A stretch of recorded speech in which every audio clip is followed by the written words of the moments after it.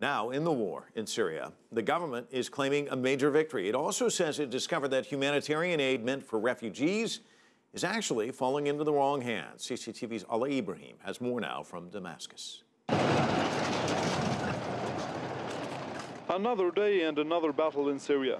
On Wednesday, the odds favored the Syrian army, backed by allied militia, which was launching a large offensive deep into the southern parts of the country. The Syrian army has just regained control over the town of Deir al-Adas in the southern province of Daraa. This town has a strategic value as it connects three Syrian provinces, Daraa, Quneitra, and Damascus countryside. And this is why both the rebels and the Syrian government had a great interest in gaining control over this town. The story goes farther than just another battle. Defeated rebels left behind their badges and flags.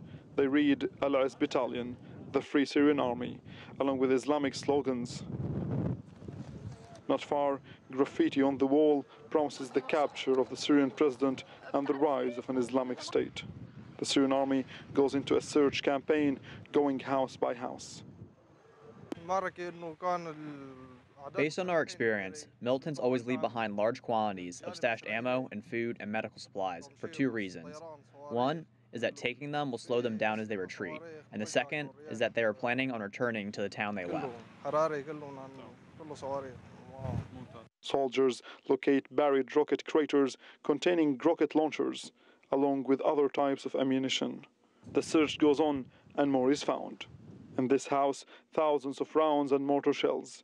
But an even bigger surprise is the huge amount of food and humanitarian aid packages sent from all corners of the world to help the Syrian refugees.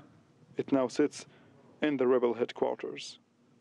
Medical supplies sent for a hospital that is more than 100 kilometers away. This one is from the aid group Doctors Without Borders.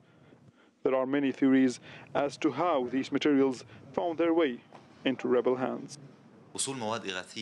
These were originally sent to refugees in neighboring Jordan and then taken by rebels who move freely across the borders. This is not the first time we've seen international aid going to fuel the fighting. And while it is unclear how humanitarian aid is traveling away from refugee hands, one thing is clear. The war in Syria is pressing ahead with no sign of slowing down anytime soon. Alaa Ebrahim, CCTV, Daraa, Syria.